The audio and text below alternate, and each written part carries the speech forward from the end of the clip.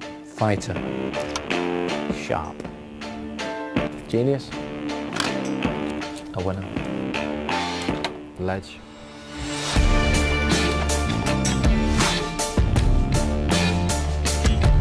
Nobody's familiar with Sir Alex Ferguson.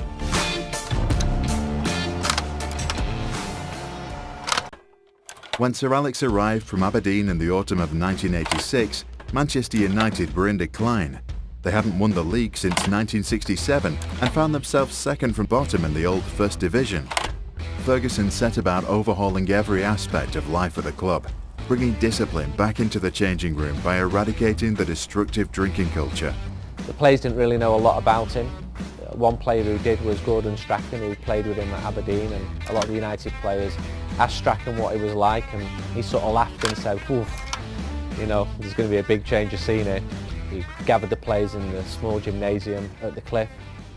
He said, "I'm not happy about this culture of drinking. I'm hearing things around Manchester from people saying, you've been spotted out, I don't like what I'm hearing, it's not professional." And there was some resistance to that change. There was, well, this is what it's always been like, this is what it's like at every club. And maybe it had been, but that wasn't how Sir Alex Ferguson wanted it to be. He scared me to death, pretty much. I played under fear. I was always fearful of one of his hairdryer tellings off. I didn't want to let him down. Probably Liverpool was the worst one, when he sort of kicked me out of my house, told me at half time he was kicking me out of my house and putting me back in digs, and my girlfriend had moved up from Birmingham. She had to go back home, and we had to split up, and my dog had to get sold, my car had to get sold, and I had to go out there and prove to him I could play. To execute his root and branch reform, Sir Alex transformed the scouting network and youth setup. United's success for the next 27 years will be built on homegrown products. I think Brian Kidd, he put Brian Kidd in charge of the youth in a local area, and he just got a load more scouts, and they got a load more active. Aldy kept coming up and telling the likes of me, maybe the likes of Paul Ince, maybe even Dennis Irwin to an extent, and all players in that kind of time, is that these players, i.e. Nicky Butt, Paul Scholes, Gary Neville, David Beckham, we're going to be taking your places soon. He believed in what was coming through, you know, and it proved that he was right. Yeah, I mean, sometimes, when we were playing reserve games, he'd be watching, and after the game, win, lose, he'd come in and say his piece, but he'd always, knock on that. You was looking to play for the first team, you're one stop away from playing for the first team. Say it was a bad game, you'd all have to improve. He was there at the nights, with the youth team players after being with the first team. You turn around, he's sat on the bench next to you. Of course, the players look over to the bench, look, oh, man, and obviously they play harder, they play faster, they want to impress him. He was everywhere. Just that force of energy and ambition and drive then lifted the whole club. Everybody else then was infected by that same sort of drive. Manchester United, the history and the Busby Babes and everything was about the youth, and really that core of homegrown players gave them the spirit of Man United back. Yeah. Initially, Sir Alex's shake-up didn't have the desired effect. It is widely reported he was close to being sacked after a rocky start to his fourth season. But the Manchester United board stuck with him.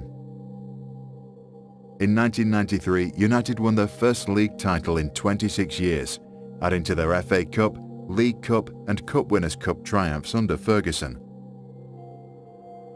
At the heart of his success was Ferguson's skillful man management.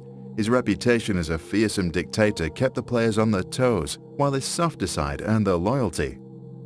He knew how to give you a rollicking, to put his arms around you, comfort you.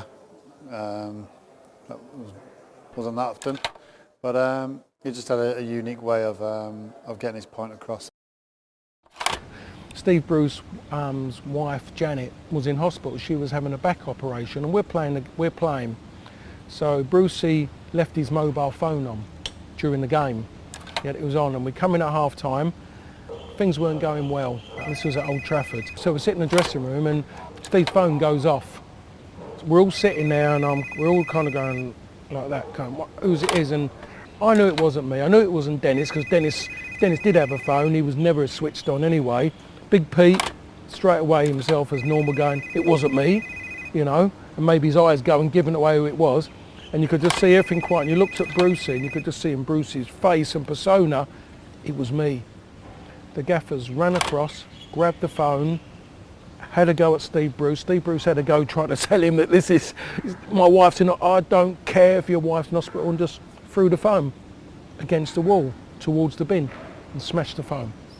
When Sir Alex used to get on my back, it used to make me play better. We were playing Leeds away and I got absolute bollocking at half time. And even being honest, at the time I was thinking, I thought it wasn't that bad, but so I went out, we ended up winning the game, come back in, and then one of the younger lads come up to me and was like, do you know, like when the gaffer just give you a right go, they said, he come round and said, I'd be all right now. In 2008, Manchester United's midfield dynamo Darren Fletcher was diagnosed with ulcerative colitis, a debilitating bowel disease. Terrified and embarrassed, he confided in Sir Alex Ferguson. Obviously, I'd experienced a different side of Alex Ferguson during my illness, and I've got the utmost respect for him because he took football out of the equation and looked after me and made sure I looked after my family. United dominated the 90s, winning 13 major titles, with Ferguson building 2 trophy-winning teams. This process of regeneration wasn't just limited to the players. He had the foresight to introduce forward-thinking coaches to help execute his vision. When I got the call from Alex, as he was then, I was at Derby County. We went into his wonderful office. We sat down and directly asked me the one question of the interview. How do I keep my team number one? And I answered, think, behave and train like you're number 2. And that hit the spot. And his next question was, when can you start? Sir Alex made a decision. He decided to double up pre-season training. So instead of leaving all the players to just lie around on the sofas in between morning and afternoon sessions, we cleaned out one of the rooms at Carrington. I put in some products which were effectively loungers, so at least up to 12 or 15 of the players could go in there. And that was principally the first ever time that a conversation had been had with a club like that, or anybody, where we're actually encouraging athletes to nap, that wonderful word, to actually take a controlled recovery period, go to sleep in between sessions, and to see the levels of if they went a little bit quicker in the afternoon. But it was kind of so early days. People started to knock on the door. Sam Allardyce at Bolton, Arsene Wenger and Gary Lewin at Arsenal, the England squad. He was open to all the methodologies that he thought might help to make his players the best they can be. And I had an open book to be able to work with the players all the time. So I went into the club to do some rehab training with Roy Keane, and we ended up producing boxing training, which was really important. So it was a step different. So we've got your weights, you've got your various, you know, abdominal, core stuff or whatever, but then you've got boxing training. Something new was happening all the time. I think it's specific gym stuff, and it's not necessarily just banging out weights, it's all types of stuff, you know, certain leg movements, mobility, and you know, we did bring that in early doors, and a lot of it was for, you know, preventing injury. By the time Sir Alex Ferguson called time on his glittering career at Manchester United, he had won 49 trophies in the most successful managerial career Britain has ever known. His unrivaled achievements owe much to his insatiable desire for success and unique fashion sense. You see some of these managers, they're preening themselves, or they're very aware of their image. They're a bit vain, or they're very image conscious. You know, whereas he was very just the values conscious and the people conscious. So I remember that they won the European Cup in Moscow, you know, and he chucked it down in it, and the John Terry slipped because it was wet, and they had these Paul Smith suits and shoes especially for the thing, and it was soaking the grass. So they come in. So these were pointy shoes that probably didn't really suit him at all, and by the time they got wet, they curled up. They're like Ali Baba shoes, you know. So it came to the sort of big do, the banquet at the end, and he's doing a speech at him and David Gill stood there, and he's got a pair of white trainers on with his suit. It's almost like, yeah, he doesn't give a damn about it, you know. It's just the people are here, all his sort of family. He's like, by that stage, the big granddad, the whole of his whole family. It's like, yeah, what's that matter? You know, I could do it in my slippers, this.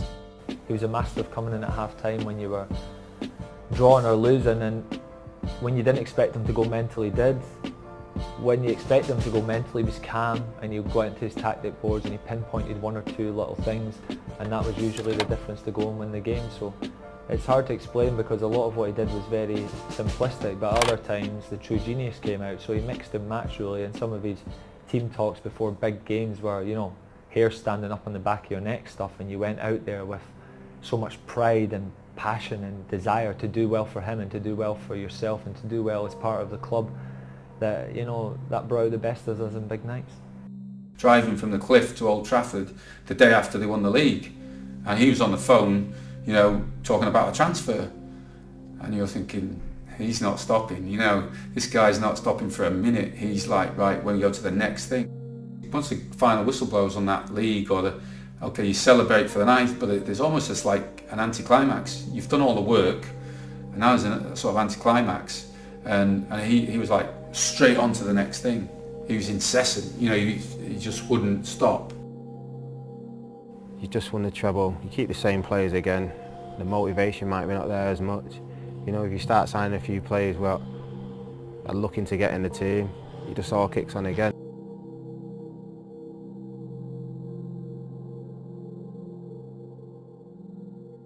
Ferguson's win-at-all-costs mentality was critical in helping him restore United to their former greatness, but it was his ability to observe and understand the human psyche that truly defined his leadership.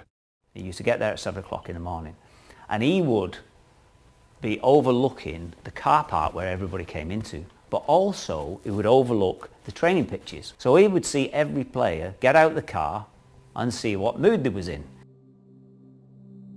So he's watching all his players all the time. Ronaldo had a real tough time for the first 18 months to 2 years where the manager tried to toughen him up, and when he kept onto the ball too long and he wasn't delivering it into the box and he was beating men's 2 and 3 times and his end product wasn't quite there, he learned the hard way, there's no doubt about that. He got kicked, but that was a way of telling him that if you do this, you're not helping the team, and you're going to get kicked in games. I think he'll be the first to tell you there was a tough school at Manchester United at the time. We all experienced it, I experienced it, and I think that was part of what made him the best player in the world. And he also had a desire to achieve things for Alex Ferguson, who respected greatly, and his teammates. I'll tell you right now, Ronaldo loved every moment of his time at Manchester United. He was like a personal coach for everybody in the club, whether it be the gate man, the tea lady, the secretaries, each player. He had a personal impact on them. He touched them personally. You know, just small things. Even, you know, he put a hot spoon on the back of the groundsman's neck, and you know, at the lunchtime, and he's like, oh, what's this? But that groundsman then goes away and tells all the lads in the groundsman's hut, and tells his wife at home, that Fergie, you know what he did today, bloody hell. And it's like, it's a personal touch. And he had that personal touch with everybody, which made it feel like a family. He definitely meddled a little bit, not completely. You still got a rollick in. It's actually after he retired, and it was at his golf day, and he came over and I said, "How are you doing, Gaffer?" And he said, no, it's not Gaffer anymore. It's Alex. I said, "Well, Gaffer, I can't call you Alex." Because it's, you know, it's not in my nature, and he still gets called the Gaffer now because all the players have so much respect for him, and rightly so. Genius. Fighter. Sharp. A winner. Ledge. Genius.